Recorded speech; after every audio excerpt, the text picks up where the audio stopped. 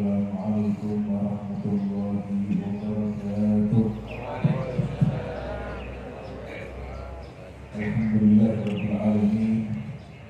Wassalatu wal mursalin Sayyidina Muhammadin Abdul Qasim al-Amin wa ala alihi wa sahbihi ajma'in. Subhanaka la ilma lana illa ma 'allamtana innaka antal alimul hakim.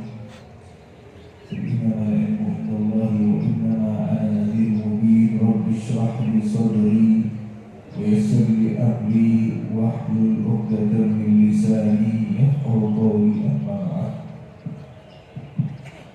Puji bagi Allah Subhanahu wa taala yang telah memberikan kita taufik bersama-sama untuk datang ke Majlis Ta'lim Al-Busyra ini. Semoga setiap langkah kita dari rumah ke sini menjadi saksi dari Allah Ta'ala bahwasanya kita memang ingin belajar tentang bagaimana ajarannya baginda Nabi Muhammad SAW agar kita bisa selamat di dunia sampai akhirat. Amin amin ya rabbal alamin. Tidak lupa salawat serta salam lalu kita haturkan kepada baginda Nabi kita Muhammad SAW. Semoga kita menjadi umatnya yang mendapatkan ridhonya, cintanya serta syafaatnya di hari akhir nanti. Amin amin ya rabbal alamin. Para hadirin hadirat yang saya muliakan, para musyawarah musyawarati yang berkhusus para kiai, para habaib, berkhusus para biruhi, mu'isadi, pemimpin kita, guru kita Abu Al-Habib Syekh bin Hasan bin Ahmad Al-Halus, semoga beliau panjang umur, sehat banyak, kabul hajat dunia akhirat. Ya Kiai Khalis Mustari dan juga Al-Habib Ali Zain Al-Abidin Al-Hasni, laku ketua Al-Busyra, dan semua segenap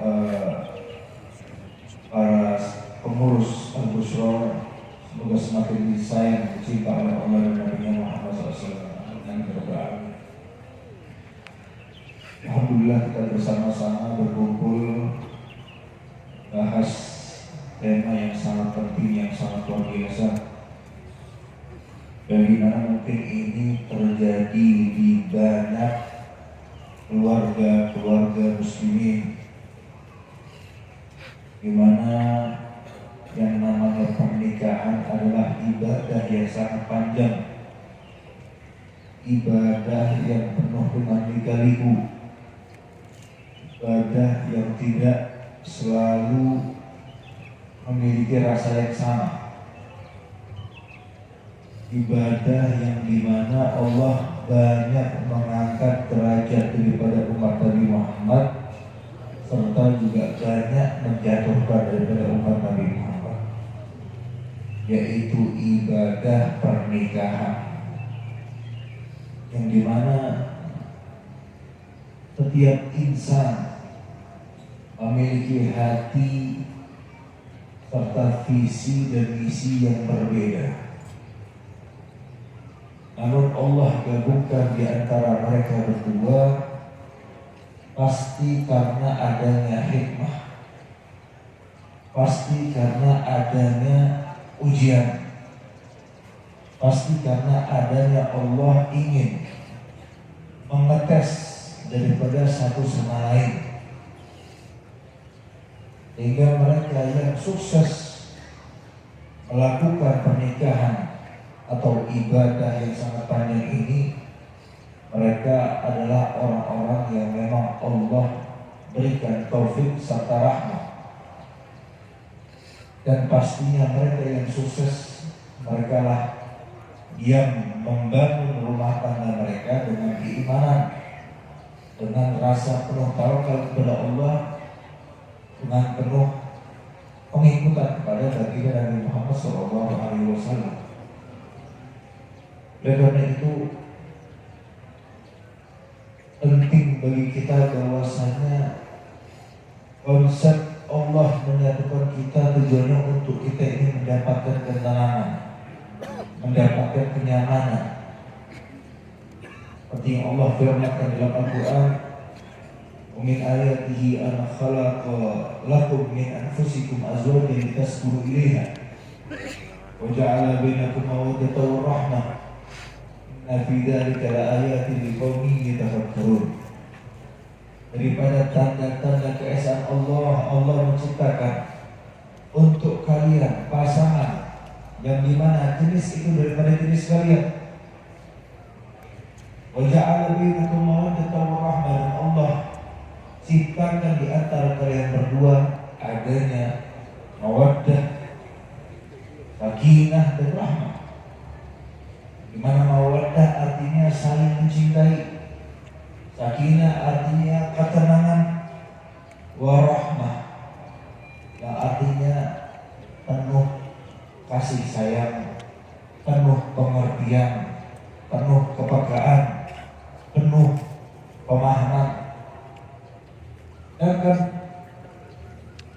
kita yang harus kita lakukan di dalam rumah tangga pertama kali adalah menjatuhkan ego. Egois ini adalah penyakit yang memang luar biasa. Biasanya ego-ego itu lebih timbul banyak memang di karakter suami, karena mereka ini mengatakan bahwasanya saya yang dijadikan pemimpin oleh Allah, maka saya yang lebih berhak egois. Padahal konsepnya tidak seperti itu. Mungkin juga egois ini timbulnya di wanitanya, karena merasa perempuan, karena merasa ingin selalu mengertikan, dan ini tidak bagus sama sekali. Bahwasanya tujuan kita bersatu adalah sama-sama ingin meraih keridhoannya Allah dan Nabi Muhammad, dan tidak ada yang lebih unggul daripada satu sama lain, entah suami atau istrinya. Itu semua tergantung dengan ketakwaannya kepada Allah Subhanahu wa Ta'ala. Oleh karena itu, kita lihat bagaimana Rasulullah Sallallahu Alaihi Wasallam, yang dimana beliau adalah seorang pemimpin, seorang Nabi paling mulia, seorang Rasul yang paling Allah cinta, tapi di dalam rumah tangganya tidak lepas daripada problematika seperti ini.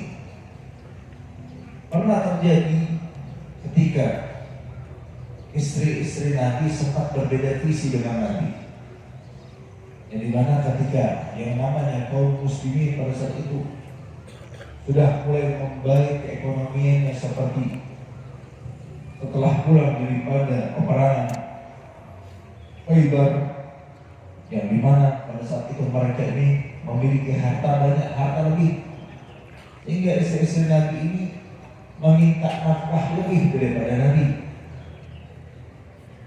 dan Nabi pun sebenarnya keberatan, karena mereka meminta pada apa yang memang Rasulullah tidak punya. Dan sampai-sampailah turun ayat takhir daripada Allah Ta'ala, ayat pilihan. Bahwasanya Allah Ta'ala bersabda, Allah Ta'ala berfirman, Ya ayyuhan nabi qul li azwajika in kuntunna turidna al-hayata ad-dunya wa zinataha fata'alaina umatti'kunna wa usarrihkunna sarahan jamila. Wahai Nabi, katakan kepada istri-istrimu, kalau kalian menginginkan dunia beserta perhiasannya, maka kemarilah aku selesaikan urusan ini. Aku ceraikan kalian semua dengan perceraian yang bagus. Wa in kuntunna turidna Allah wa rasulahu wad-darul akhirah fa inna Allah a'adda lil muhsanati minkunna ajran 'azima. Tapi kalau kalian menginginkan ridwan Allah, ridwan Nabi dan juga negeri akhirat, maka Allah sudah menyiapkan daripada orang-orang yang baik di antara kalian pahala yang sangat besar. Sempat terjadi perbedaan visi, yang namanya pada saat itu namanya juga istri-istri Nabi ini adalah wanita, tapi mereka adalah sebagai wanita yang Allah pilihkan untuk sebagai nabinya. Sempat terjadi di hati mereka ini ada kelainan visi. Mungkin sifat mereka, sifat manusiawi mereka, bahwasanya Mereka juga ingin menjadi wanita seperti wanita lain. Mereka ingin menjadi wanita yang memakai perhiasan. Mereka ingin menjadi wanita yang bisa dimengerti, bisa dituruti. Tapi ternyata ego mereka kalahkan demi keridhaan Allah dan Rasulullah Muhammad SAW. Bukan berarti tidak bisa, tapi kita tidak mau. Bukan berarti kita ini nggak pantas, tapi kita sebenarnya pantas. Yang membuat kita tidak bisa dan pantas adalah setan. Yang membuat dunia ini adalah segalanya, padahal dunia ini bukan daripada apa-apa. Kalau misalkan kata Nabi Allah Ta'ala melihat dunia ini, berarti dengan artian yang dimana berharga bagi Allah, dengan setengah daripada sayap lalat, maka Allah Ta'ala tidak akan memberikan orang-orang yang tidak beriman kepadanya sedikit pun. Tapi nyatanya Allah berikan dunia kepada siapapun, tapi Allah tidak berikan akhirat kepada siapapun. Allah berikan negeri akhirat, malam akhirat kepada hamba-hamba yang memang Allah Ta'ala cintai, yang Allah Ta'ala pilih. Dan ini juga sempat terjadi oleh Sayyidina Umar bin Khattab ketika terjadi bahwasanya di rumah Sayyidina Umar bin Khattab beliau sedang dimarah-marahi oleh istri. Yang namanya rakyat ingin mengadukan segala urusannya kepada pemimpinnya, yaitu Sayyidina Umar bin Khattab pada saat itu menjadi khalifah. Ketika rakyatnya ini sampai di rumah Sayyidina Umar bin Khattab ingin mengadukan bagaimana kekerasan istrinya, keterewetan istrinya, ternyata beliau mendapati Sayyidina Umar bin Khattab sedang dimarah-marahi oleh istrinya.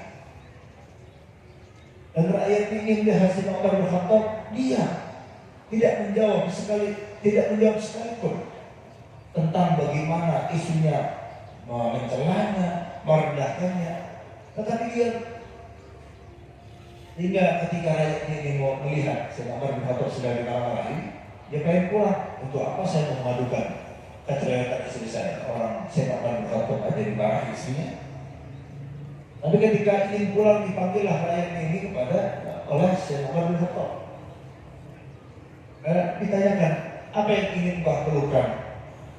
Ya Sayyidina Umar, saya ingin melakukan hal yang sama. Saya ingin curhat kepadamu tentang bagaimana istri saya ini suka marah-marah. Ternyata istri ini marah-marah. Apa kata Sayyidina Umar bin Khattab? Istri saya, dia yang memasakkan saya, dia yang mengurusi urusan saya, dia yang memanjakan saya, dia yang menyusui anak saya, dia yang membesarkan anak saya. Kenapa ketika dia marah-marah saya harus membalasnya dengan marah-marah? Kenapa saya harus membalasnya dengan perlakuan yang sama, sedangkan istri saya lebih banyak kebaikan yang dibandingkan keburukannya? Luar biasa kalau suami-suami busrawan tidak memiliki pemahaman seperti ini, pemikiran seperti ini. Enak, luar biasa. Tapi insya Allah suami-suami yang begitu, suami-suami busrawan, insya Allah. Sehingga saya teringat bagaimana hadis Nabi yang diriwayatkan oleh Sayyidina Abu Hurairah, bahwasanya Rasulullah SAW bersabda, la yafraq mu'minun mu'minatan in kariha minha khuluqan radiya minha akhar. Bahwasanya jangan sampai kata Nabi, seorang yang beriman kepada Allah, seorang muslim membenci istrinya karena ada satu sifat jelek istrinya. Padahal kata Nabi, jika ada sifat jelek pasti di situ ada sifat baik. Berarti tandanya apa? Allah Subhanahu wa Ta'ala itu fair, adil. Allah itu sebenarnya adil, cuma kita ini yang merasa paling besar bebannya, paling berat cobaannya. Mungkin yang perlu kita lakukan ketika kita ini berbeda visi adalah saling pengertian. Kalau bisa diajak ngobrol yang benar. Kalau bisa dikasih waktu, kasih waktu. Ketika turun ayat takhir, Rasulullah sempat menjauhi istrinya selama sebulan. Dan kalau mau tahu cerita detailnya ada di sirah, benar-benar Nabi Muhammad tidak mendatangi istri-istrinya selama sebulan. Dididik oleh baginda Nabi. Tapi semuanya berbalik setelah mereka berpikir jauh bahwasanya memang akhirat lebih jauh lebih penting daripada dunia. Dan yang namanya pasangan, entah itu suami kita, entah itu istri kita, yaitu adalah terkadang bentuk teguran daripada Allah Subhanahu wa Ta'ala. Jika kita ini menjadi hamba yang baik, hamba yang sopan, hamba yang taat, maka Allah akan tampakkan bahwasanya pasangan kita adalah pasangan yang baik, yang taat, yang benar-benar sama seperti kita. Tapi kalau misalkan kita melihat daripada pasangan kita hal-hal yang buruk, hal-hal yang jelek, jangan langsung menyimpulkan. Tapi sadarkan diri kita, apa yang kita lakukan sehingga Allah Subhanahu wa Ta'ala mengizinkan pasangan kita berlaku yang demikian. Yang namanya hati manusia ada di tangan Allah. Seperti yang diriwayatkan daripada Abdullah bin Amr bin As, bahwasanya Rasulullah bersabda, "Inna quluba bani Adam baina asbi'aini min asabi'ir rahman, ka qalbin wahid yuqallibuha wa yusarrifuha kayfa yasha." Jadi Allah Subhanahu wa Ta'ala itu, Rasulullah menceritakan bahwasanya yang namanya hati manusia ada di genggaman Allah Subhanahu wa Ta'ala. Akal berbuah seperti hati satu. Terserah Allah mau buat ini baik, mau buat ini jahat, mau buat ini cinta, mau buat ini benci. Itu semua di tangan Allah. Jika kita benar-benar dari Allah, bangun malam mendoakan pasangan kita agar lebih baik, agar lebih taat lagi, agar lebih saling mencintai lagi, insya Allah akan dikabulkan oleh Allah Subhanahu wa Ta'ala. Dan ini yang pernah dilakukan oleh sahabat Sufyan Ats-Tsauri, oleh ulama Sufyan Ats-Tsauri, di mana beliau sempat ada perbedaan visi dengan istrinya, yang dimana istrinya tidak terima kalau beliau ini berdakwah, tidak terima kalau beliau ini belajar ilmu agama atau mengajar ilmu agama. Tapi karena beliau meminta kepada Allah agar disatukan lagi hatinya, agar disatukan lagi kedua-duanya, maka Allah Subhanahu wa Ta'ala mengabulkan. Semoga Allah Ta'ala jadikan kita ini menjadi pasangan-pasangan yang soleh-solehan, pasangan yang satu visi, yang visinya adalah mendapatkan cintanya Allah dan Rasulnya Muhammad SAW. Dan semoga anak kita bahagia, mereka merasa beruntung karena mereka memiliki orang tua yang kompak, yang satu visinya, karena mereka sangat mencintai Allah dan Rasulnya, sehingga mereka menjadi pribadi-pribadi yang mencintai oleh Allah dan Rasulnya, yang dicintai oleh Allah dan Rasulnya Muhammad SAW. Rabbana atina fid dunya hasanah wa fil akhirati hasanah wa qina adzabannar. Wa sallallahu alaihi wasallam Muhammadin walhamdulillahi rabbil alamin.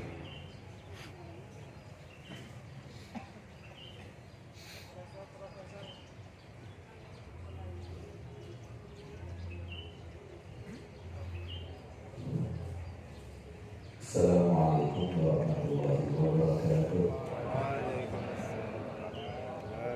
Alhamdulillahirabbil alamin.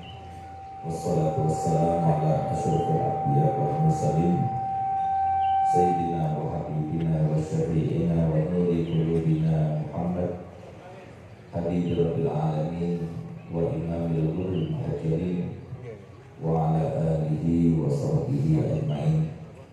Subhanaka la ilma lana illa ma 'allamtana innaka antal alimul hakim. Rabbi shrah li sadri wa yassir li amri wahlul 'uqdatam min lisani yafqahu qawli. Amma ba'du.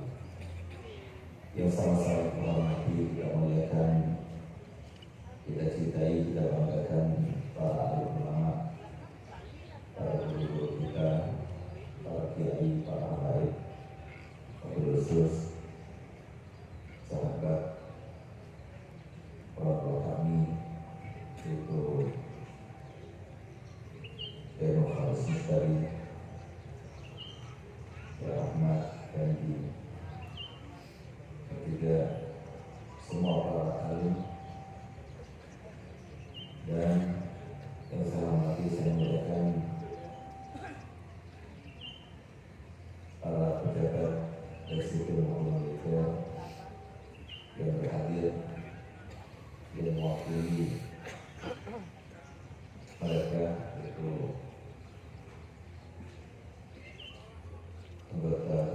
anggota DPRD Pasuruan sekaligus sekretaris NU Pasuruan Batalion, dan semua pengurus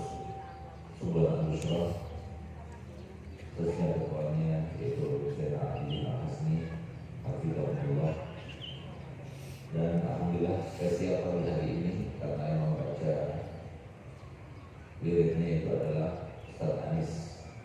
Beliau adalah putra daripada Kiai Mahmud yang biasa pertama kali baca, yang sekarang beliau sedang sakit, dan kita doakan semoga beliau diberi kesembuhan oleh Allah Ta'ala, dan semoga putranya ini oleh Allah Ta'ala diberikan rahmat anugerah sehingga beliau yang lulusan pondok di Terbit sana di Jombang, semoga beliau dikasih istri yang soleh. Sampai sekarang belum dapat pasangan soalnya, semoga berkatnya baca wirid, insya Allah beliau dapat pasangan yang soleh, insya Allah. Dan semoga kita semuanya dipanjangkan usianya, disehatkan badannya, dimudahkan segala urusannya, dibahagiakan di dunianya dan akhiratnya. Amin ya rabbal alamin. Pada pagi hari ini patut kiranya kita panjatkan puja dan puji syukur kita kepada Allah Ta'ala, karena kita alhamdulillah bisa sholat jamaah bersama-sama, kemudian kita baca wirid bersama-sama, lalu kita sekarang sedang kajian bersama-sama, mengkaji ilmunya Nabi kita Muhammad SAW, mencari solusi dari permasalahan kita di dunia ini. Dan termasuk pada pagi hari ini kita menseminarkan sebuah tema, di mana tema ini adalah sebuah tema yang mungkin hampir seluruh di antara pasangan pasti merasakannya. Ketika pasangan sudah tidak sejalan, baik itu secara halus maupun secara kasar, tidak sejalan sesuatu yang kecil terasa atau yang besar, tidak sejalan sampai melanggar perintah agama, ataupun tidak sejalan karena tidak satu selera dan sebagainya. Banyak hal, tapi yang pasti adalah antara manusia satu dengan manusia lainnya itu adalah orang lain. Ini yang pertama kali harus kita pahami, supaya kita sadar bahwasanya bukan cuma orang itu, bukan cuma orang kedua itu, bukan cuma tetangga kita itu, bukan cuma kerabat kita itu, bukan cuma si fulan itu dan si fulana itu yang punya permasalahan rumah tangga itu, tapi kita pastikan kita semua senasib. Kenapa demikian? Dan kenapa saya katakan demikian? Karena memang Allah Ta'ala menciptakan manusia itu untuk diuji, untuk dicoba. Cuma cobaan itu berbeda-beda. Ada yang cobaannya dengan orang tuanya. Orang tua cobaan dia, orang tua macam. Ada orang tua yang tidak mengerti ehwal keadaan anaknya, nggak bisa mengerti dengan sifat-sifat anaknya, sehingga dia tidak bisa melakukan sebuah interaksi yang bijak dengan anak-anaknya. Ada yang semacam itu. Ada pula anak yang menjadi ujian bagi orang tuanya, ada juga pasangannya yang menjadi ujian baginya, ada yang kerabatnya, ada yang dari kesehatannya, ada yang dari finansialnya, ada yang pertamanya senang bahagia, lalu kemudian Allah uji dengan kesehatannya, akhirnya sakit, begitu sakit ada uji, masih setia atau tidak. Ini adalah sesuatu yang harus kita jalani. Oleh karena itu maka sebelum kita itu menjalaninya dan kita sedang menjalaninya atau akan menjalaninya, yang pasti kita sudah menjalaninya atau sedang menjalaninya atau akan menjalaninya, sesuatu yang tidak sejalan dengan pasangan kita itu, pastikan bahwasanya bukan cuma dia, bukan cuma kamu, tapi kita semua seperti itu. Yang muda, yang setengah tua, yang tua, semuanya juga begitu. Tadi sudah disampaikan, jangankan kita, manusia super, manusia spesial, Nabi kita Muhammad SAW saja diuji dan dicoba dengan cobaan terkait dengan istrinya. Ada ujian dan cobaan itu, Bapak, bukan harus kita mendapatkan pukulan, harus kita mendapatkan sepakat, harus kita mendapatkan cercaan, hinaan, tidak, tapi sesuatu yang membuat kita down, membuat kita galau, membuat kita kepikiran, sampai kita tidak bisa tidur, sampai kita terhenyak karena kata-kata, karena keadaan sudah ujian dan cobaan. Tapi pastikan yang pertama tadi, satu, bukan cuma dia, bukan cuma kamu, bukan cuma kita, tapi kita semuanya. Dua, pastikan ketika kita sudah merasa lelah dengan ujian dan cobaan itu, tambah lelah, tambah kita masuk di dalam permasalahan tersebut sampai kita sudah mengatakan, ya Allah, kalau memang sudah yang terbaik aku ini meninggal, ya sudah, ambil saja nyawaku. Insya Allah masing-masing di antara kita sudah pernah mengatakan demikian. Nah, jadi jangan langsung minta matinya. Tapi kata Nabi SAW, "Fa'ika ladudda." Kalau semua harus kita minta mati. Kapan itu? Kalau sudah cobaan itu sudah terasa berat betul, maka kata Nabi SAW, jangan langsung minta mati. Tapi kita katakan, ya Allah, jika seumpama kematian itu lebih baik dari itu untukku, maka ambillah nyawaku. Tapi kalau seumpama kematian itu tidak lebih baik dariku, maka panjangkan usiaku dan rubahlah keadaanku menjadi lebih baik. Itu doa yang diajarkan bagi kita mau salah. Jangan cuma dari satu sisi, udah biar mati saja, apalagi sampai kita melakukan sesuatu yang menyebabkan kita kematian. Jangan, itu bukan ajaran Nabi kita Muhammad SAW. Jadi ketahui, ketika kita sudah tidak kuat, hanyut dalam permasalahan itulah, disitulah kita ingat hadisnya Nabi SAW.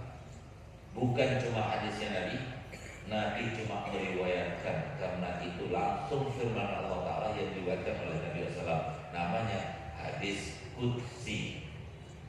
Apa kata Allah Ta'ala, firman Allah Ta'ala dalam hadis tersebut?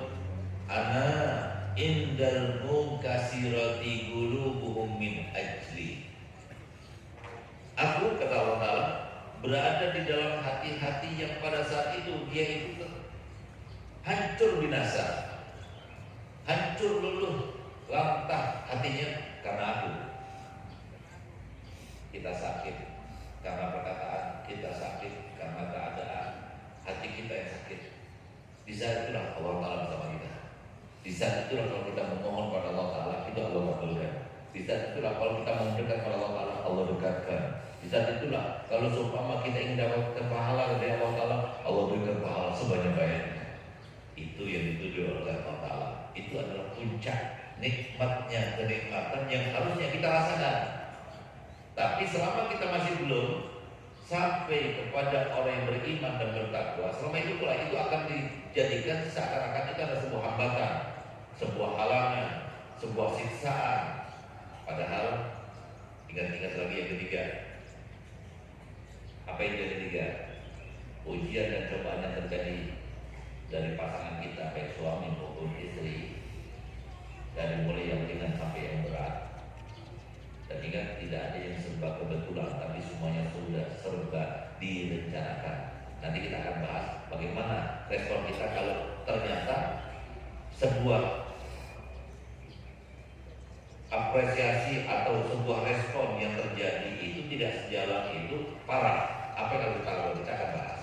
Tapi lihat, bagaimana ketika kita sudah diuji dengan ujian dan cobaan dan kita merasakan itu sudah berat, yang ketiga yang harus kita rasakan adalah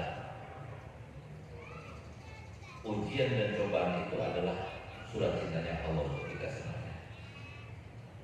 Selama kita masih belum menanjak keimanan yang mendekati kesempurnaan, selama itu pula kita akan merasakan itu berat. Tapi kalau sudah kita sampai kepada keimanan yang mendekati kesempurnaan, kita merasakan nikmat. Senikmat orang-orang yang diceritakan oleh Nabi kita Muhammad SAW kelak.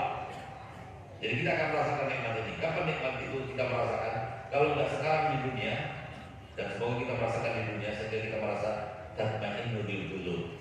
Jadi tatma'innul qulub bil iman itu di dunia bisa kita rasakan kalau kita sudah mendekati kesempurnaan iman. Tambah iman, tambah sempurna. Tambah sempurna keimanan, maka tambah tenang kita menghadapi keadaan. Kalau semua itu tidak terjadi, nanti di akhirat akan kita rasakan. Apa itu?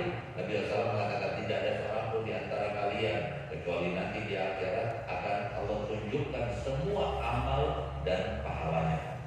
Sehingga katakan, ini loh sholat dan pahala, ini loh puasa yang kamu lakukan dan pahalanya, ini loh sedekah yang kamu lakukan dan pahalanya, ini loh semua ada label-labelnya.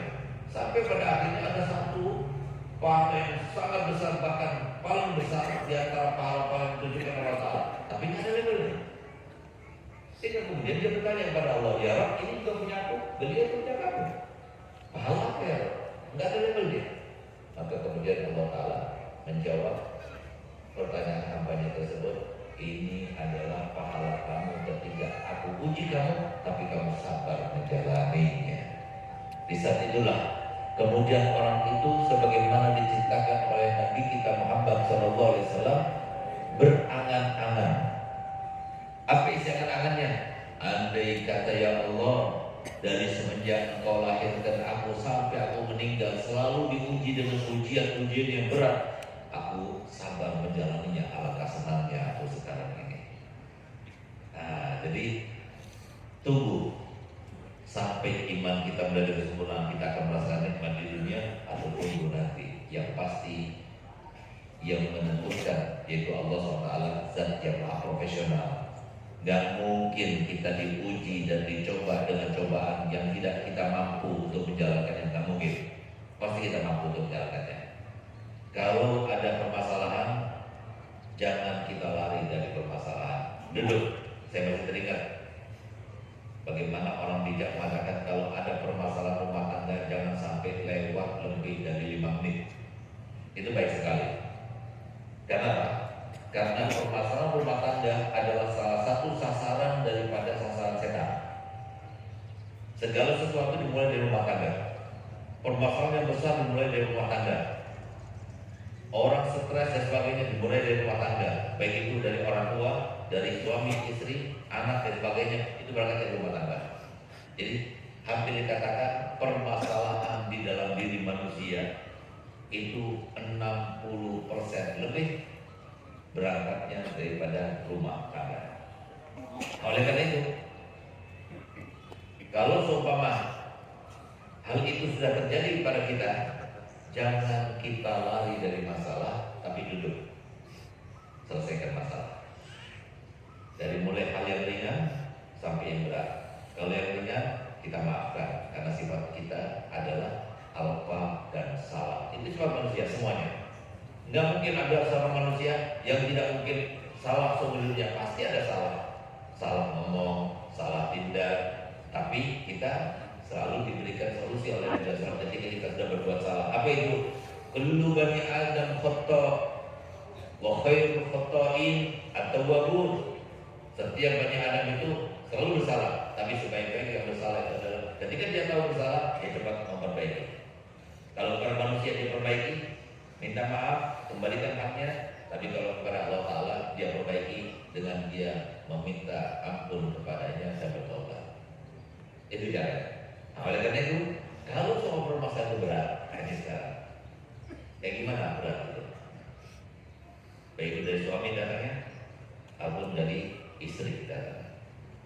Suami selingkuh, istri sampai selingkuh, itu adalah berat. Suami selingkuh sampai dia melakukan perzinahan. Itu pula istri selingkuh sampai melakukan perzinahan. Kalau sudah sampai di batas itu, maka tinggal kembali kepada pasangan tersebut, mau diteruskan atau mau dihentikan. Sudah boleh bagi pasangan itu untuk berpisah karena sebab itu. Karena itu adalah sebab yang begitu mendalam sehingga akan dirasakan di masa-masa yang akan datang, dari mulai sekarang sampai masa yang akan datang. Oleh karenanya Islam itu mengajarkan kepada kita untuk menjauhi hal-hal yang menjurus kepada hal yang semacam itu. Sehingga Allah Ta'ala firman, wala taqrabu zina innahu kana fahishatan wa sa'a sabila. Jangan mendekati perzinahan. Mendekati saja jangan, apalagi sampai berzina. Jadi segala sesuatu yang mendekati atau sesuatu pekerjaan, suatu perkataan yang mendekatkan kita kepada perbuatan zina, kita jauhi. Karena sebab ini. Tapi kalau sudah terjadi, maka masing-masing pasangan baik suami maupun istri mempunyai hak untuk berpisah. Artinya dalam kategori tidak berdosa kalau dia ceraikan suami, tidak berdosa bagi istri kalau kita cerai. Karena memang itu adalah suatu masalah yang besar. Bukan berarti kita itu ngasih solusi yang salah, tidak. Tapi ya seperti itu. Nah, tapi kalau sama dia itu sabar, ya nggak apa-apa demi anak-anak dan sebagainya. Tapi kalau dia nggak sabar, ya sudah boleh minta cerai, baik-baik dan sebagainya. Berarti ini sudah tidak sejalan, dan jalan tidak sejalan itu sudah parah kalau sudah semacam itu. Tapi baik-baik, ada jalannya semuanya dalam Islam. Karena meminta tolak, meminta cerai itu dosa besar. Istri minta cerai karena hal-hal sedikit minta cerai, hal-hal sedikit minta pulang ke rumah, hal-hal sedikit dia telepon ke orang tua dan sebagainya. Itu termasuk dosa besar. Jadi kalau sudah kita menikah, selesaikan masalah sendiri, jangan libatkan orang lain. Kecuali kalau kita datang kepada seorang guru, seorang ustaz, untuk kita itu mencari tahu solusinya bagaimana, apa yang harus kita lakukan, itu tidak masalah. Tapi kalau kita menjadikan seseorang ketiga datang mencampuri urusan rumah tangga, itu salah. Jadi nggak mertua yang masuk, nggak orang tua yang masuk, itu yang baik. Kita jalani sama-sama.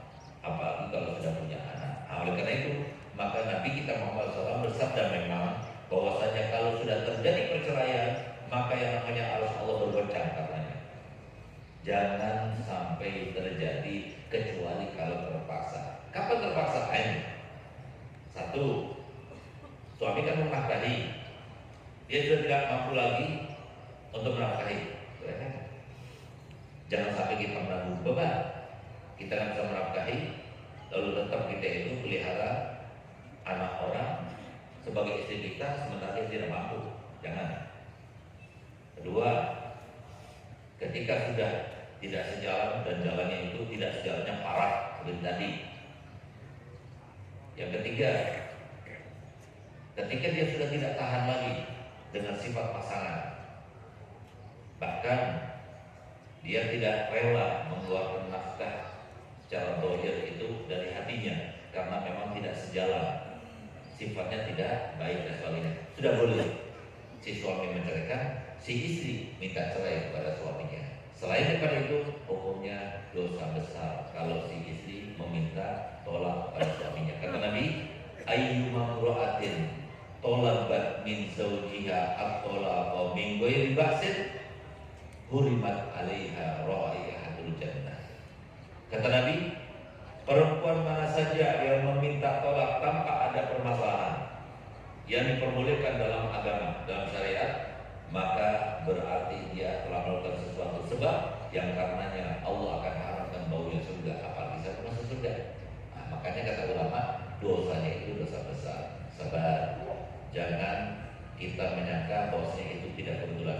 Itu kebetulan, tidak ada kebetulan sisi Allah. Ini adalah sebuah perencanaan Allah untuk menguji kita sabar atau tidak. Jalani dan ingat, suami orang lain, istri orang lain, orang tua orang lain, anak-anak orang lain, kita yang diuji. Mereka semuanya itu fungsinya cuma ada dua. Selalu saya sampaikan pada antum semuanya, fungsi daripada jamaah al-usra ini, usrawan dan musrawati, yang selain kita sendiri itu adalah fungsinya dua. Satu, ujian, bahan ujian daripada Allah, baik itu suami, istri, kerabat, tetangga dan sebagainya. Yang kedua, sebagai saksi daripada Allah. Kita akan dimintai persaksian oleh Allah Ta'ala bagaimana kita semuanya. Kalau kita disaksikan dengan kebaikan, berarti kita orang baik. Tapi kalau kita disaksikan dengan tidak kebaikan, berarti kita bukan orang baik. Itulah fungsi para manusia. Tapi yang pasti nggak ada seorang pun di antara kita kecuali pasti diuji dan dicoba. Jadi yang sabar menjalaninya. Jangan sampai punya pikiran, jangan dengarkan baik-baik saudara semuanya. Lebih baik cerai, cari pasangan yang baru, mungkin lebih membahagiakan. Itu sesuatu yang sangat jauh untuk kita raih, apalagi kalau sudah punya anak. Pertimbangkan, nggak ada seseorang yang sudah punya anak kemudian dia itu kawin lagi, lalu kemudian dia itu akan merasa bahagia dengan ayah yang bukan anaknya, sebagai tidak. Jadi yang ada tetap dipelihara, tetap sabar sambil memohon kepada Allah, cari solusinya. Tapi kalau sudah nggak kuat tua, ya sudah kayak tadi, minta sama Allah yang terbaik. Kalau memang kematian lebih baik baginya, ya sudah ambil. Kalau seumpama kehidupan lebih baik baginya, ya silahkan kasih kehidupan. Minta sama Allah Ta'ala, tapi jangan doakan supaya dia mati, jangan.